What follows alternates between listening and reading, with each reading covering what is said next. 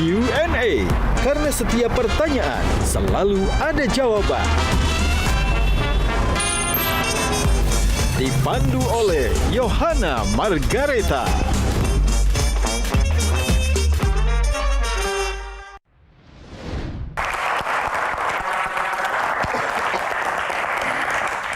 Pemirsa, selamat malam. Pemirsa Q&A, ada sebuah pepatah lama yang mengatakan bahwa birokrasi adalah tempat di mana ide-ide besar seringkali datang untuk mati. Benarkah demikian? Namun, bagaimana jika mendatangkan seorang bulldozer ke dalamnya? Malam ini kita kedatangan tamu yang bukan berasal dari barisan birokrat tulen. Ia dikenal dengan gaya bicaranya yang lugas, logikanya yang tajam seperti banker, namun memiliki hati yang sangat besar untuk para kreator lokal. Dan di pundaknya juga target pertumbuhan 8% KDNK bukan sekedar angka, melainkan janji untuk masa depan anak muda Indonesia di tahun Kuda Api 2026. Mari langsung saja kita sambut dengan hangat Wakil Menteri Ekonomi Kreatif sekaligus Ketua Panitia Nasional Festival Harmoni Imlek Nusantara 2026, Ibu Airin Umar. Berikan tepuk tangan ya Ibu Maria. Tepuk tangan sekali lagi. Apa kabar Ibu? Halo, apa kabar? Silakan berjabat tangan dengan para panelis kita dulu. Halo. Halo. Akhirnya, silakan duduk Ibu. Baik, siap. Tepuk tangan sekali lagi teman-teman.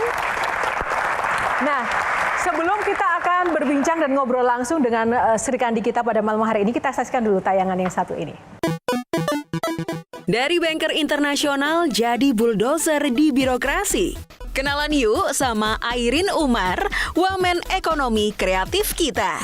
Jangan kaget, jiwa bisnisnya udah ada dari kelas 5 SD. Dia jualan action figure buat beli konsol game. Real definition of hustler. Lulusan cum laude Presiden University, berkarir jadi bos venture capital di Bank Internasional. Dia paham banget gimana cara menjual potensi ke investor dunia. Visinya tajam, Ekraf harus jadi mesin baru ekonomi Indonesia. Karena inilah Airin Umar ditunjuk Presiden Prabowo sebagai wamen Ekraf. Dijuluki bulldozer karena misinya cuma satu, dobrak birokrasi yang kaku demi kasih jalan buat kreator lokal. Targetnya kontribusi 8% KDNK dan produktivitas 5 kali lipat pakai AI. Airin Umar membuktikan saatnya imajinasi jadi investasi. Menurut kamu, mampukah beliau bawa Ekraf kita mendunia?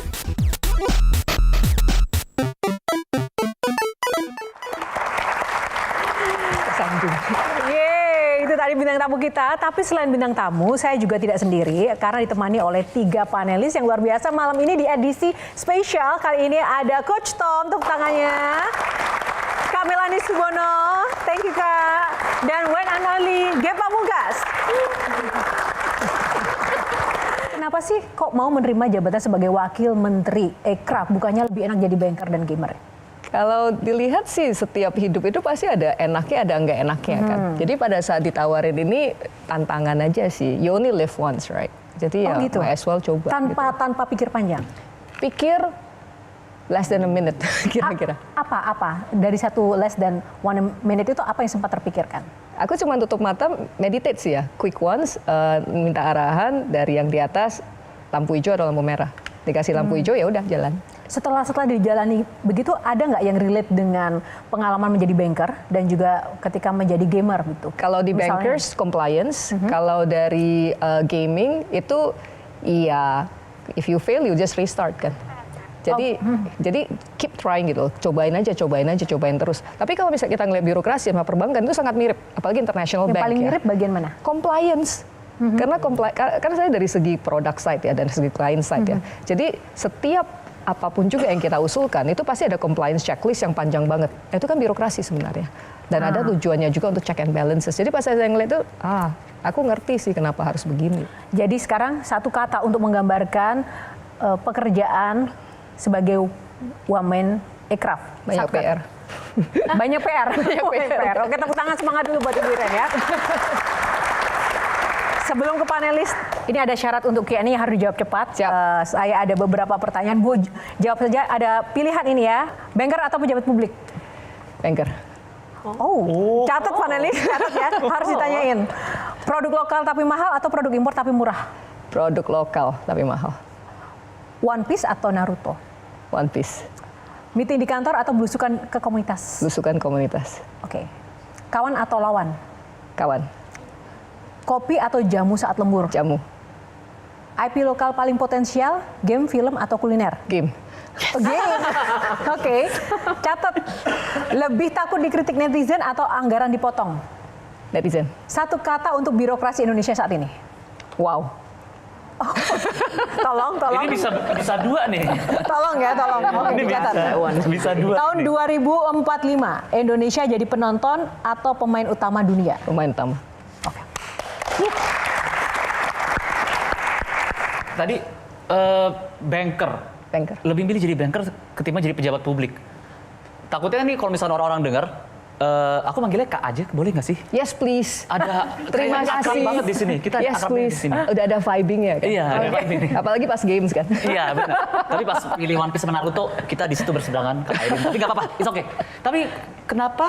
Kan sekarang udah menjadi pejabat publik ini. Ya. Tapi masih milih untuk menjadi banker. Kenapa? Apakah ada sesuatu yang Sebenarnya itu bukan pejabat publik, harusnya pelayan publik, bukan pejabat. Itu satu kan. Oke. Kedua, kalau ditanya the difference between a banker sama menjadi pelayan publik, consideration saya as a banker itu lebih dikit gitu loh. Kalau sekarang harus mikirnya banyak sekali, 360 degrees kan. Dan tentu dari segi beban juga pasti lebih besar. Karena apapun juga keputusan yang kita ambil, itu impact-nya ke 280 juta orang dan beyond.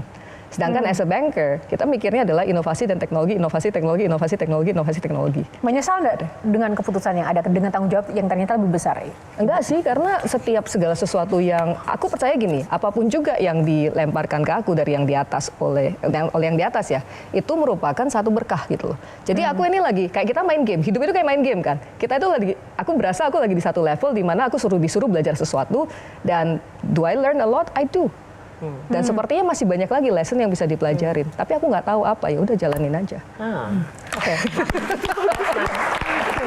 Kamel?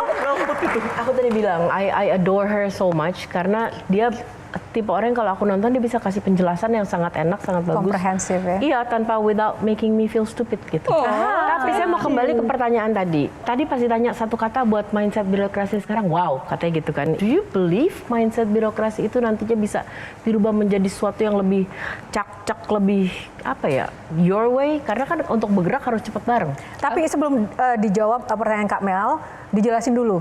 Apa maksudnya wow? Iya, wow-nya tuh wow good, wow what? Wow yang what? wow kompleks gitu loh. Nggak bisa kita ngambil, it's not as simple as is it good or is it bad. Tapi wow itu ini sesuatu yang sangat kompleks banget. Pernah dengar Johari Window kan? Ya. Johari Window adalah you don't know what you don't know. Kebanyakan kalau kita ngelihat dari history ASN, lulus kuliah, lulus sekolah, langsung masuk ke dalam dunia ASN. They might not know what they don't know what's out there di luar government. Ya kan? Jadi kalau on the basis of this, ya nggak bisa disalahkan juga kan. Jadi pas saya masuk, saya ngelihat, oke, let's open this up, let's crack this up. Untuk memperkenalkan sesuatu yang baru gitu loh. Dan satu contoh deh, pas saya masuk itu kan, di kementeriannya semuanya adalah, ini gini ya, siap apa, mau siap loncat? Udah loncat coba gitu kan. Pas digituin terus, akhirnya kan meleleh kan. Setelah meleleh, baru saya sadar bahwa ini ada beberapa linggo yang sebenarnya kalau direlekskan sedikit, maka ASN kita sebenarnya banyak banget yang pintar-pintar banget loh. Dan mau benar-benar pengen berbakti buat negara gitu loh. Jadi when you put someone in a good environment, it's like a games kan. When you put someone in a right environment with the right tools, dan spend a bit more time in coaching them, they would thrive. Ini semua saya suruh untuk belajar satu bahasa tambahan.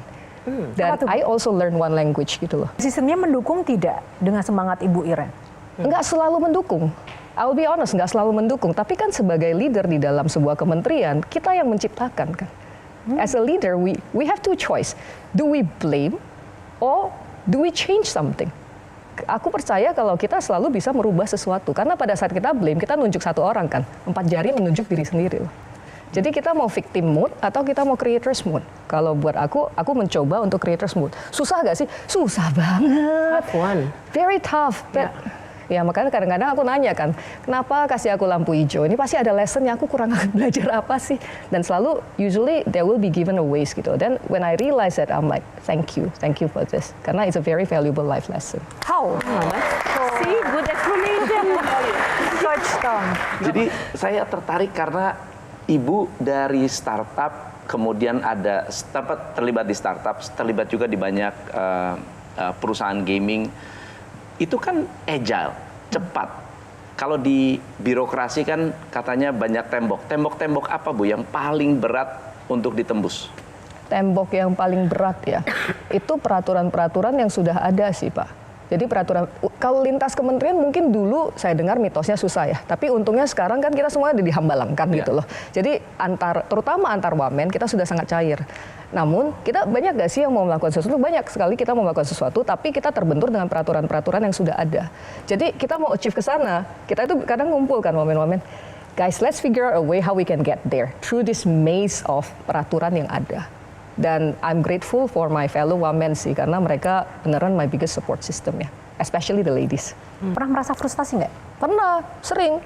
Terus pertanyaan lagi sama yang di atas, what lesson do you want to teach me? Dan selalu adalah patience gitu loh, karena saya sadar juga ya, jadi dari birokrasi itu ada yang dibutuhkan juga gitu loh, over time ya. Contohnya apa sih? Kalau misalnya pada saat menjalankan ini, ada proses yang harus dilaluin. Karena ini stakeholdersnya banyak sekali. Mungkin saya mikirnya adalah, oke, simple aja, ngebulldoze aja ke arah sana. Tapi ada beberapa lapisan masyarakat yang mungkin saya nggak pernah berinteraksi dengan mereka, maka saya nggak tahu mereka itu pikirannya seperti apa. Salah satu proses birokrasi adalah FGD dengan semua pihak yang memakan waktu lama sekali. Tapi dari proses mendengar itu, ya saya belajar kan. Awalnya frustasi ini, aduh FGD lagi, kajian lagi. Tapi pada saat akhirnya ngelihat hasilnya, oh iya ya, I miss this gitu loh, I miss that out. Jadi bisa mengapresiasi dan menghargai, tapi at the same time juga yang nggak efisien, yuk kita coba shortcutin. Sebagai orang yang sangat tough dan juga tadi benar-benar memiliki ketangguhan dalam melaksanakan program-programnya. Aku nggak berani nonton film horor. Tapi ada yang ditakutin juga, tadi bilang takut sama kritik netizen. Kenapa kok bisa agak kontradiktif dengan semangat tadi? Menurut aku anggaran dipotong itu bisa menciptakan kreativitas. Kan kita kreatif kan. Jadi dan kita itu orang Indonesia loh. Ilmu kepepet kita paling luar biasa loh. Oh iya, ya kan? Iya lagi. Jadi bener lagi. Dan saya selalu percaya karena mungkin di startup ya, anggaran sekecil apapun juga apabila kita benar-benar mau melakukan sesuatu pasti ada jalannya. Okay. Itu pasti ada jalan. Tapi kalau kritikan netizen itu berarti suara masyarakat yang harus kita dengarkan. Dan suara masyarakat apabila yang tidak happy atau yang happy, baik terlepas benar atau salah ya, itu kan dasarnya adalah there's some dissatisfaction. Pernyataan netizen apa yang pernah bikin baper banget seorang Ibu Airin? So far belum ada sih. Belum ada? So far belum. Netizen so far has been very kind to me, so please be nice ya. Oke. Baik, penasaran kan apa saja senjata baru buat para kreator agar nggak cuma jago kandang. Sesaat lagi kita juga akan bedah lagi program Sakti Women Aircraft kita yang bakal bikin ekosistem kita makin mandiri. So, pemirsa dan netizen di rumah, tetap saksikan Q&A, kita jeda dulu. Sesaat lagi Q&A akan kembali karena setiap pertanyaan selalu ada jawaban. Ini udah rahasia umum. Oke, tadi saya nyuruh apa, Cuan? Gimana ya? Cuman ya setiap hari aku nanyain siap-siap ngapain, mau siap apa.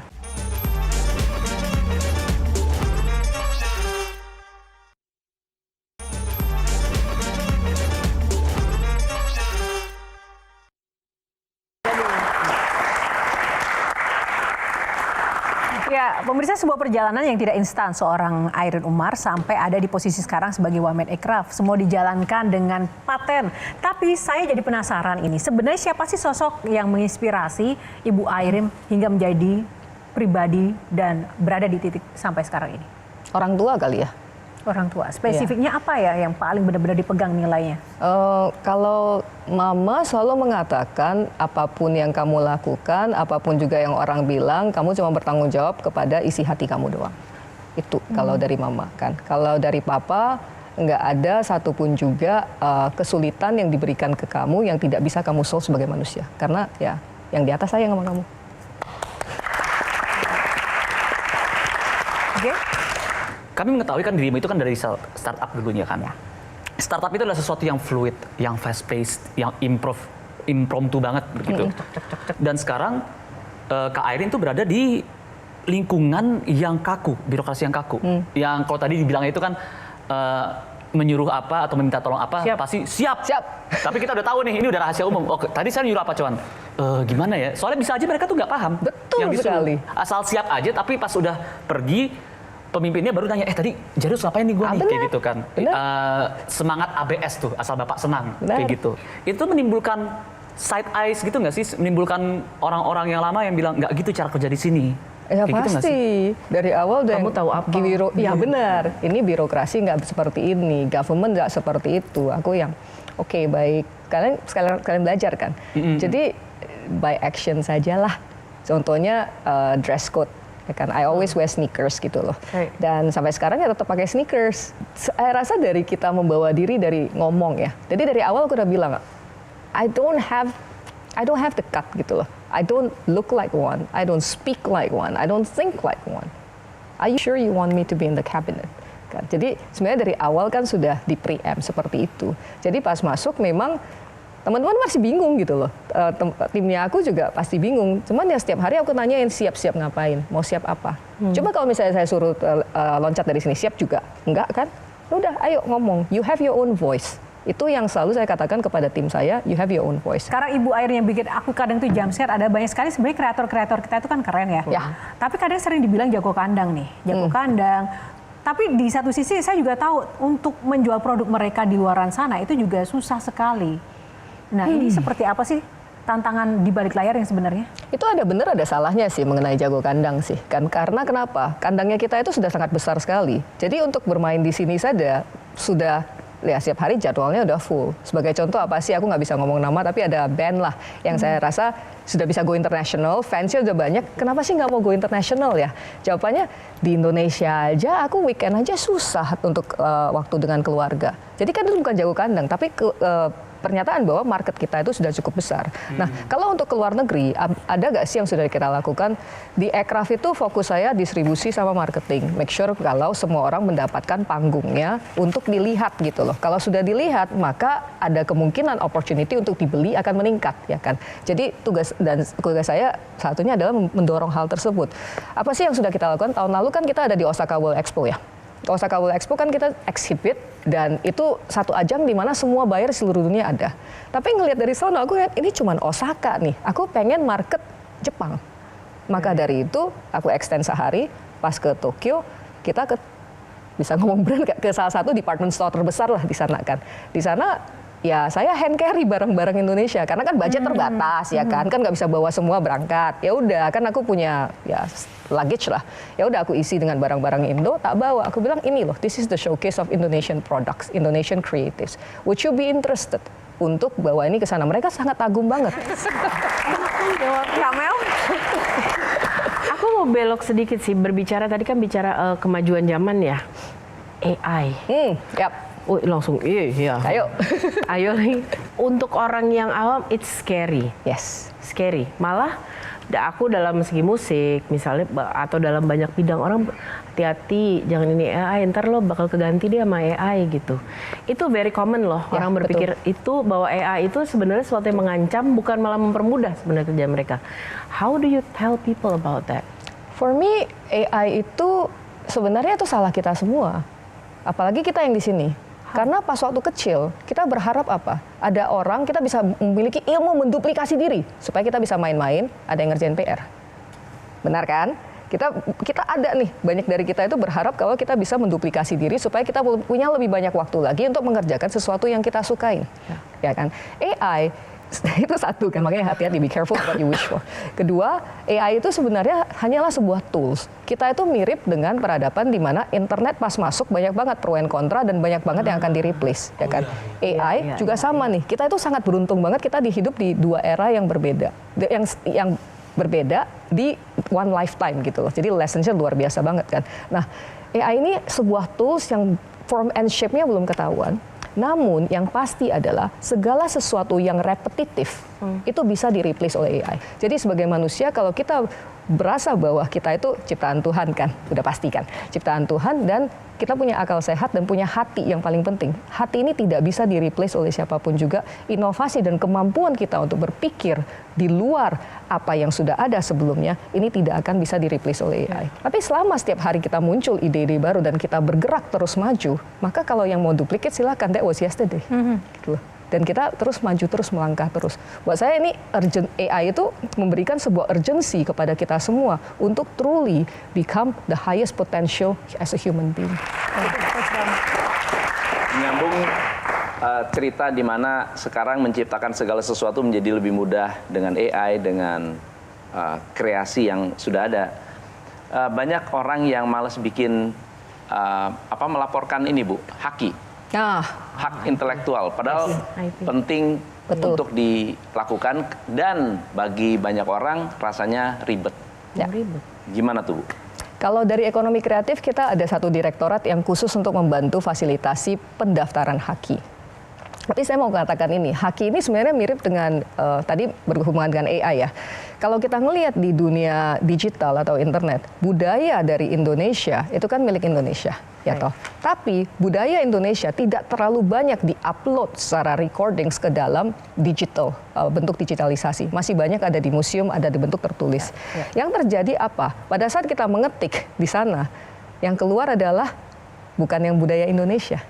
Ya kan? Ini kan sebenarnya mirip dengan hak cipta juga gitu loh. Jadi di era AI sebenarnya sekarang ini memepetkan kita untuk make sure kita mendata history kita yang kita ada. As we speak right now we are creating history kan.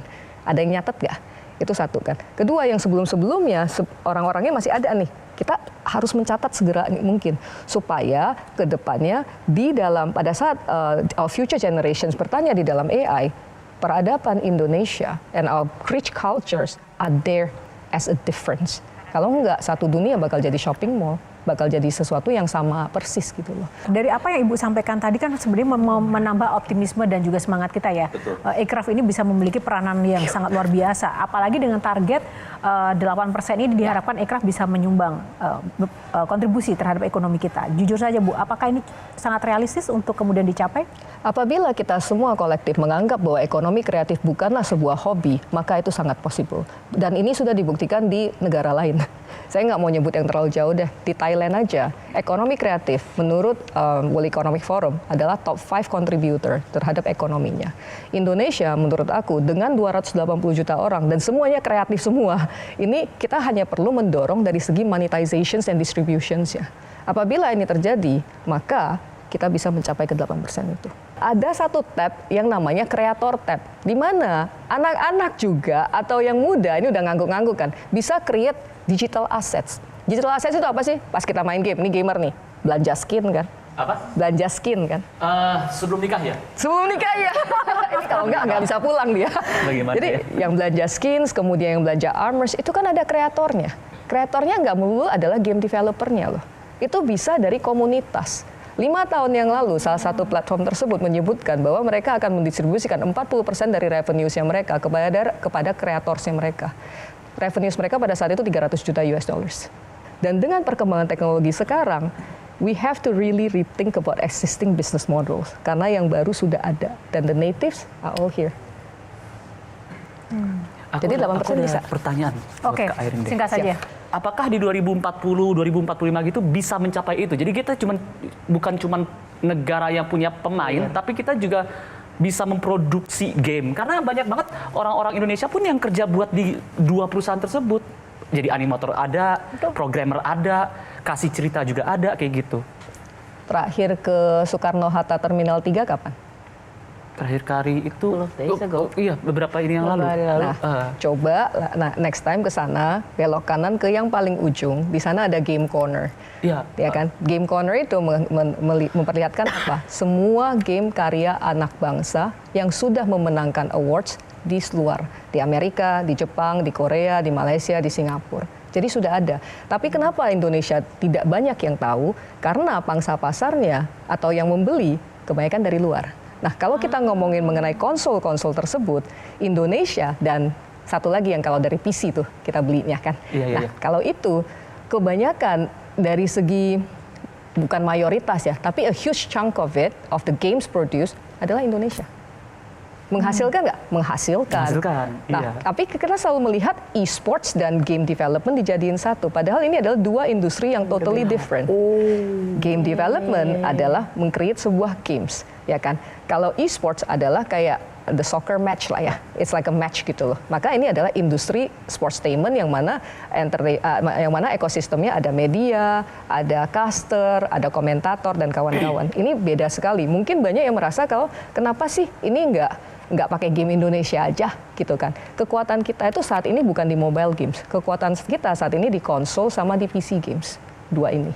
Karena kalau kita ngomong mobile games itu modalnya gedenya di marketing.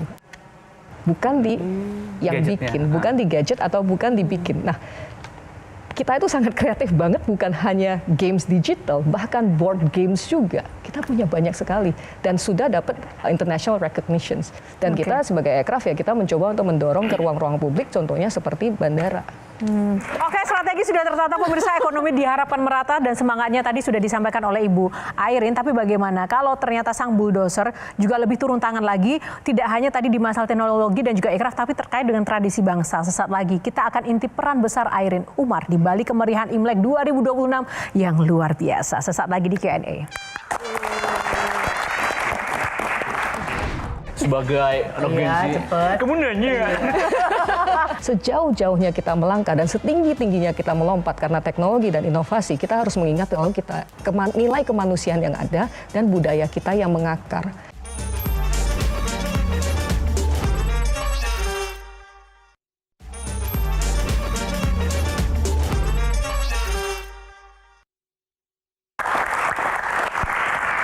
Bukan sekedar perayaan tahunan, tapi panggung besar bagi industri kreatif lokal. Nah, ini kita juga akan membahas lebih jauh lagi seberapa jauh ini dan bagaimana tangan dingin seorang Airin Umar ini untuk menyulap Imlek 2026 ini menjadi yang berbeda dibandingkan tahun-tahun sebelumnya. Tema kali ini adalah Harmoni Nusantara. Apa yang membedakan dengan tradisi Imlek sebelumnya ketika sekarang sudah ada Airin Umar di situ? Airin Umarnya sih nggak ada apa-apanya sih. Tapi ini kekuatan universe. Kenapa? Karena Imlek tahun ini jatuh pada saat yang bersamaan dengan bulan Ramadan. Makanya ini udah 30 tahunan ya, kita nggak mendapatkan momen seperti ini. Dan dengan kondisi dunia yang gonjang-ganjing saat ini, kita menganggap bahwa Indonesia harus menunjukkan diri sebagai negara paling inklusif di seluruh dunia. Di mana beda ras, beda suku, beda agama bisa duduk bareng dan damai. Itulah yang harus kita push forward supaya kita tetap jadi satu. Caranya gimana sih? Maksa aja semuanya duduk bareng, buka puasa bareng, yang Imlekan sama yang Ramadanan kan tetap harus makan setelah buka puasa toh, duduk bareng ngobrol. Dan kebayang nggak sih ada di beberapa kota ya, itu lampion-lampionnya kan warna merah kayak gitu semua kan. Terus ada ketupat-ketupatnya. Nah, maka dari itu di Harmoni Imlek Nusantara kali ini yang paling penting adalah karena Imlek dirayakan setiap tahun, kita juga harus mengapresiasi kan. Sebelumnya kan setiap tahun memang kita rayakan gitu loh. Tahun ini agak spesial karena yaitu Ramadan dan Imlek barengan. Dan aku beneran pengen banget gitu karena capek banget kan dengerin perang di sana, perang di sini. Kita haruslah mengatakan bahwa guys, ini bukan soal ego ya. Jadi saya sangat berharap banget supaya kita bisa menyatu untuk bangsanya kita. Satu suara yuk gitu loh. Kita gantian, tapi kita gotong royong bareng-bareng push together. Itu yang benar-benar saya harapkan banget. Dan dari Harmoni Imlek Nusantara kali ini saya berharap bukan hanya it's beyond suku, ras dan agama. Ini cuma antar manusia kita saling mengenal gitu loh. Karena buat aku merah putih itu luar biasa banget benderanya kita, karena manusia kita dibelek mau warna apapun juga dibelek isinya merah dan putih kan, tulang sama darah gitu. That's it. Kita balik lagi deh yuk ke esensi itu supaya 280 juta orang paling aktif kita di sosmed, kita itu bisa loh merubah dunia. Apabila kita bersatu padu untuk sending the message of peace, sending the message of love gitu loh. Itu yang aku pengen. What a quote. Malam ini banyak sekali quote-quote yang benar-benar membuka mata kita sampai terkagum-kagum begitu ya. Gimana Coach? Ini berhubungan dengan kuda api nih Bu. Yes. Jadi kuda api ini ya lambangnya kan kecepatan, semangat, impulsif. Ada nggak hubungan Imlek ya kuda api dengan kebijakan dari ekonomi kreatif Indonesia? kebijakannya mungkin berdasarkan logo kali ya. Jadi logo Harmoni Imlek Nusantara itu kalau diperhatikan di mulutnya itu ada kayak buletan gitu kan. Jadi kalau kita riding a horse kan biasanya ada buletan itu.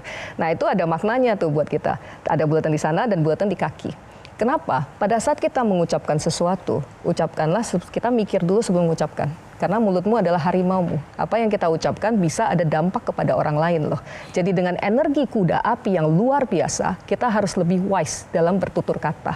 Dan harus berpikir dengan 360 ya. Buat saya ini sangat mudah karena selama kita connect dengan hati, kita itu cuma jadi ya channel dari atas doang kan untuk berucap-ucapkan. Jadi itu satu.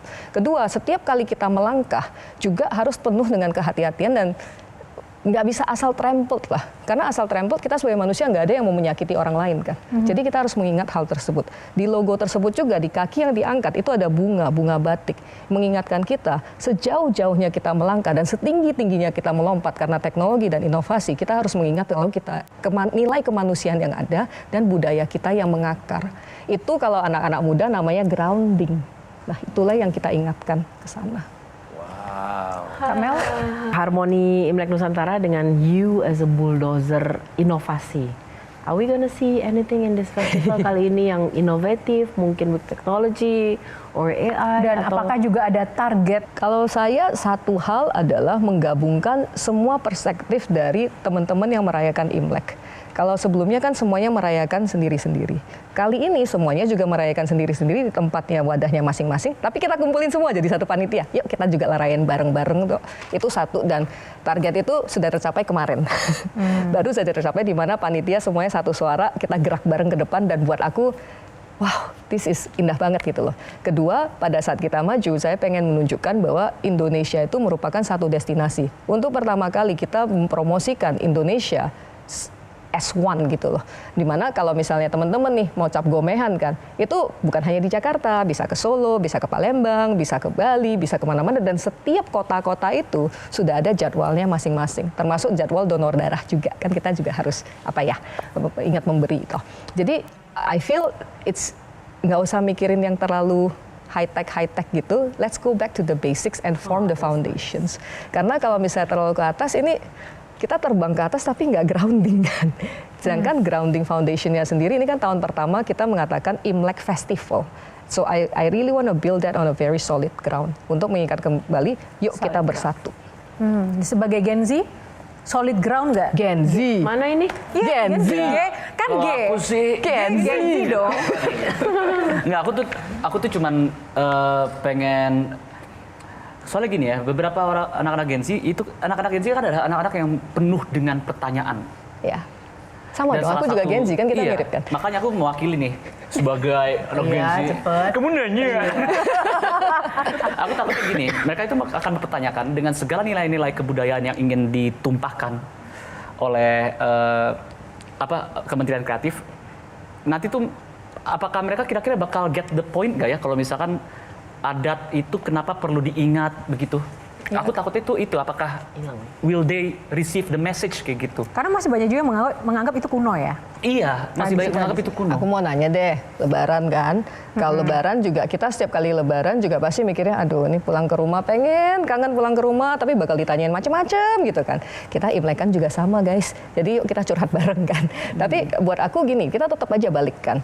Dan budaya itu kita bisa loh suguhkan dengan cara yang berbeda. Makanya di Harmoni Imlek Nasional kali ini bukan satu kementerian, ini nasional. Kita lintas kementerian, ada Kementerian Budaya juga di dalam yang membantu untuk mengcurate ini. Faktanya apa sih? Ada Wamen Ristek Disti kan.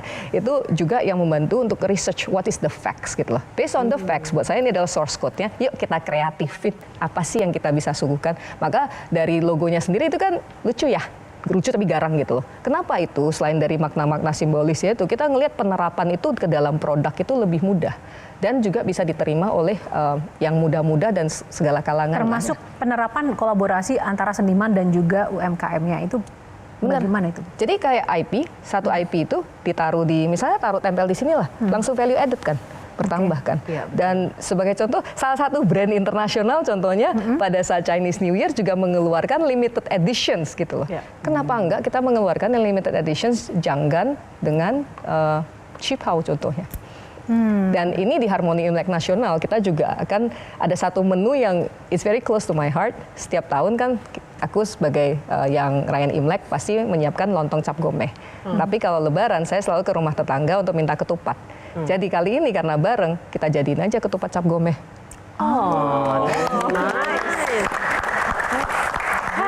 Seru ya? Oke, kita masih akan lanjutkan karena intinya Imlek tahun ini bukan cuma soal merah dan emas atau kuda api aja, tapi juga soal kolaborasi yang juga lebih naik kelas. Jangan kemana-mana, tetap di Q&A kita akan bahas sesaat lagi bersama Ibu Airin Umar. Do you feel like you're walking alone? Whenever I'm stuck, I will sit down and close my eyes sebentar. Okay, let's reset. What's going on? Let's take one step back. Dan itu menurut aku sangat membantu.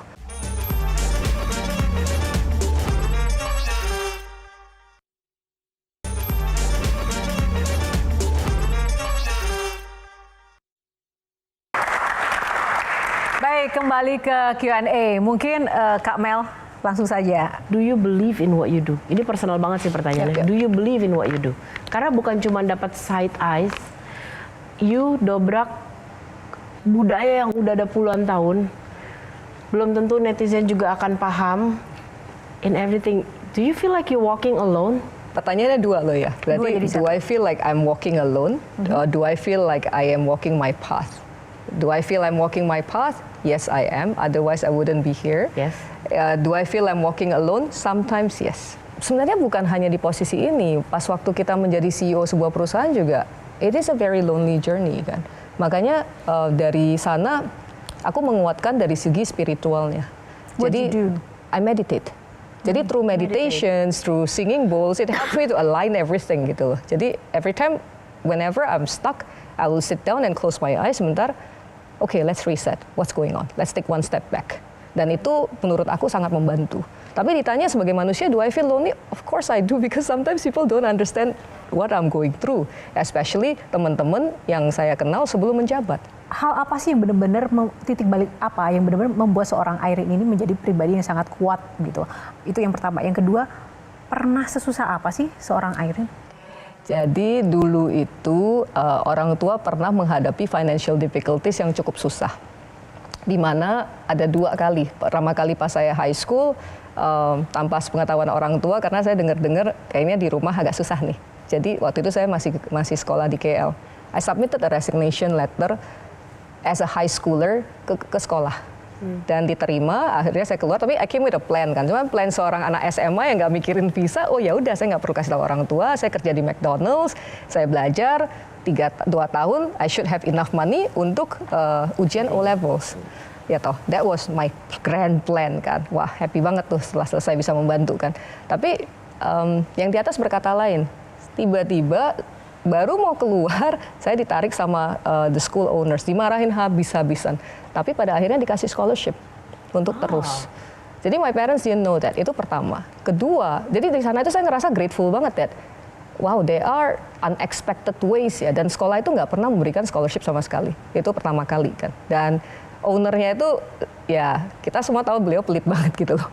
Tapi somehow he opened that door for me, right? And I'm forever grateful for that. Kedua, pada saat saya balik ke Indonesia, aku mau masuk ke bangku kuliah pada saat itu. Parents waktu itu lagi habis-habisnya pas saya lagi di sini kan. At that time I was doing odd jobs, belum dapat ijazah kan. I was a English teacher, math teacher, event organizing juga aku jalanin. Apalagi ya, whatever yang halal yang bisa aku jalanin, I will do it gitu loh. And I'll work very very hard for it. That was the toughest time di mana sometimes I didn't even know how to have the money for the next meal. Right, but after going through all of those and getting a scholarship in the university that I went to, I did a flashback kan. Pada 2 tahun itu waktu yang paling susah. Tapi those are the 2 years where I'm closest to my family, dan those are the 2 years where I learned and absorbed the most from both my parents in terms of life lesson. Jadi kalau sesusah itu aja bisa dilewatin, ya bring it on. Bring it on. Kenapa gitu? Menurutku tuh dari tadi kita kan bertanya-tanya kayak gitu ya. Menurutku nggak ada pertanyaan yang salah, yang ada adalah jawaban yang pintar. Menurutku itu gitu. ada 3 kata yang selalu melekat dari setiap jawaban-jawaban dari pertanyaan-pertanyaan kami. Yang pertama itu adalah detailsnya dia. Setiap pertanyaan yang kita sampaikan mengenai tentang lingkungan yang baru, Kak Airin itu menjawab dengan pertanyaan dulu. Jadi dia tuh details matter. Kalau nggak salah tuh Ralph Waldo Emerson pernah bilang, do not follow where the path may lead. Go instead where there is no path and leave a trail.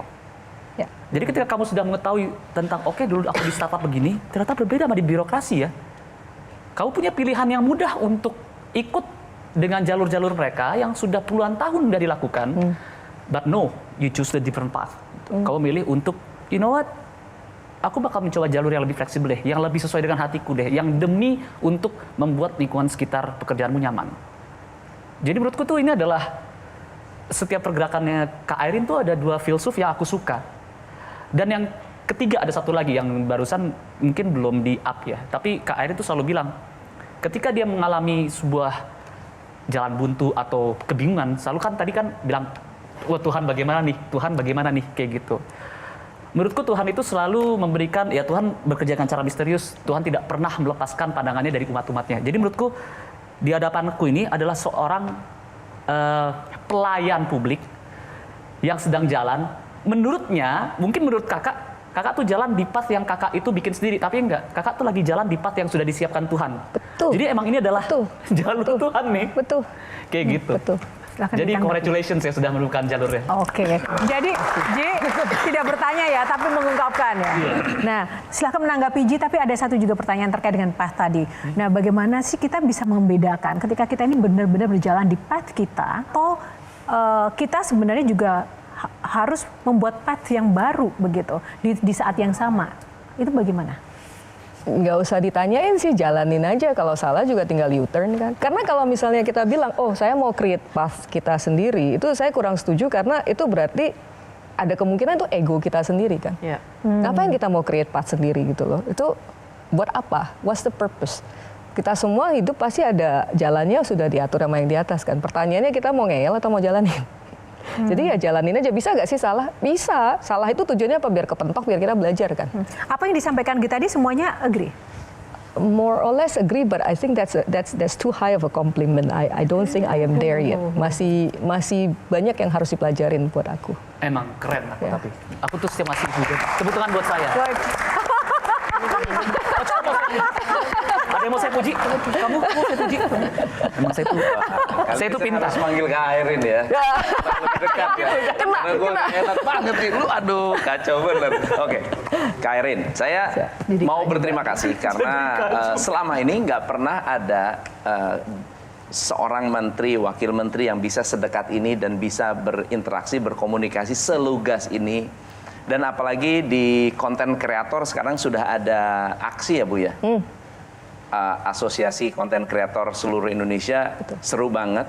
Semoga bisa lebih menjangkau lagi orang-orang yang nggak cuma kreator-kreator besar atau eksklusif, kreator kecil juga bisa dirangkul ya. Dan mereka bisa merasakan kedekatan dengan Kak Airin. Siap Pak, kita selalu berangkul kok, karena I always like the grassroots. Kalau yang sudah besar itu sudah bisa mandiri, itu harusnya ilmu dibayar ilmu, dan banyak kok dilakukan oleh konten kreator kita ya, yang sudah di atas itu juga banyak yang berbagi ilmu lah kepada teman-teman yang lain. Buat aku itulah roda bisa berputar. Yang kita harus jangkau adalah yang masih baru-baru ini untuk mendampingi dan jalan bareng. Oke, Keren. Kak Mel singkat saja boleh? Ini sounds evil, tapi no, not to you. Aku sering sekali wawancara orang puluhan tahun atau ngobrol kayak gini. Finally, I sit with someone who knows what they're talking about. Buat aku, Thank you. duduk dengan orang yang benar-benar tahu apa yang diomongin dan apa yang dikerjain, and be realistic. Di bulan Imlek ini, value apa yang bisa dibagikan pada pemirsa kita? Silakan, Kak Airin. Kalau buat saya kembali ke roots ya, kembali ke hatinya kita. Karena banyak sekali, terutama teman-teman yang sekarang mungkin susah, you have a choice gitu loh. Kamu mau mencoba path yang baru, karena if you continue to do the same thing over and over again and expect a different results, then you'll never get the result that you want. Jadi jangan takut untuk mencoba hal-hal yang baru. Kedua adalah pada saat baik kamu di bawah ataupun di atas, jangan lupa akan jati diri kamu sendiri. always be that authentic self of yours. Bukan berarti kamu sudah menjadi orang kaya maka kamu harus meningkatkan your lifestyle dan merubah lifestyle kamu untuk ngefit ke itu. Karena duit itu cuma titipan dari yang atas kok. Tapi diri kamu sendiri itulah yang kamu miliki seutuhnya. Jadi be your authentic self, nggak mau tahu orang bilang apa, just be yourself and have that faith. Thank you. Sekali lagi kita mendapatkan sesuatu hal yang luar biasa dari Ibu Wamen kita. Semoga apa yang memang menjadi cita-cita dan usaha di tengah kerja keras dan juga visi yang tadi tidak mudah bisa terwujud untuk membangun ekonomi kreatif kita dan juga memberikan semangat tertentu bagi seluruh penggerak aktivis UMKM khususnya juga spesifik ya Coach ya, dan juga aktivis atau mungkin generasi muda yang terlibat dari dunia industri kreatif. Tepuk tangan untuk Ibu Airin. Terima kasih Bu untuk waktunya. Batik Naga dipakai di Hari Raya. Makan kue keranjang bersama keluarga. Nah, selamat Imlek 2026 untuk semuanya. Semoga kita makin sukses dan penuh cahaya. Gongsi. Saya Yohana Margareta. Sekedati yang bertugas mengucap terima kasih undur diri. Sampai jumpa lagi. Terima kasih. Semangat semuanya.